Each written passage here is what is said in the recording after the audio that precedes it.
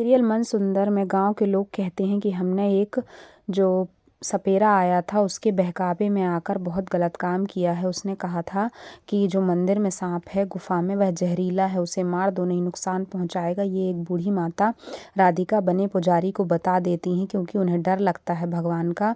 जब वह डमरू बजाकर जाने लगते हैं तो कहती हैं हम सबसे भूल हो गई, हम सब उनके बहकावे में आ गए। आप हमें न श्राप दीजिए न कुछ भगवान भोलेनाथ के खिलाफ कीजिए। यहाँ नियति अपनी नागमणि पाने के लिए परेशान है, राधिका को ढूंढ रही है। यहाँ पे माँजी और दिव्यम दोनों बेहोश हैं और जो सपेरा है वह नागमणि छुड़ा कर ले आया है गोलू से और फिर वह उसी नागमणि को निकालता है और विधि अकेले चालू करता है। मरे हुए नियति के पति के ऊपर रख देता है, उसकी मृत शरीर के ऊपर रख देता है और बैठ कर कहता है अब मैं हवन करूँगा। विभूति उठाता है और दिव्यम को लगा देता है और फिर बैठ जाता है हवन करने के लिए। हवन करता है, लगातार मंत्र पढ़ता है बहुत देर तक लेकिन कुछ असर नहीं होता विभूति का भी और भगवान से कहता है कि क्या हो गया। तभी राधिका आ जाती है और कहती है तुम्हारी मणि नकली है इसलिए कोई असर नहीं हो रहा है।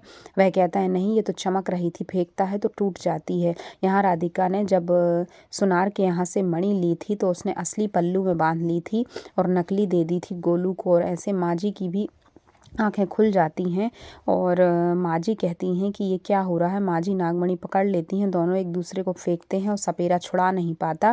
कहती है राधिका कि केवल नियति का अधिकार है इस नागमणि पर। वह कहता है सपेरा कि जल्दी दे दे, तेरे बेटे की जान बचा लूँगा, लेकिन नहीं देती है सुजाता। और फिर यहाँ पे नियति कहती है अब राधिका को छोड़ूंगी नहीं मैं, चाहे कुछ हो जाए। गले में चाकू रख देता है तो भी राधिका नागमणि नहीं देती है और यहाँ पे कहती है कि चाहे कुछ हो जाए मैं नहीं दूंगी। और जैसे ही दूसरी बार फेंकती है माता जी की तरफ तो पकड़ लेता है सपेरा और कहता है अब नहीं छोड़ूंगा तुम्हारे पति को मैं। पूजा फिर से स्टार्ट कर देता है।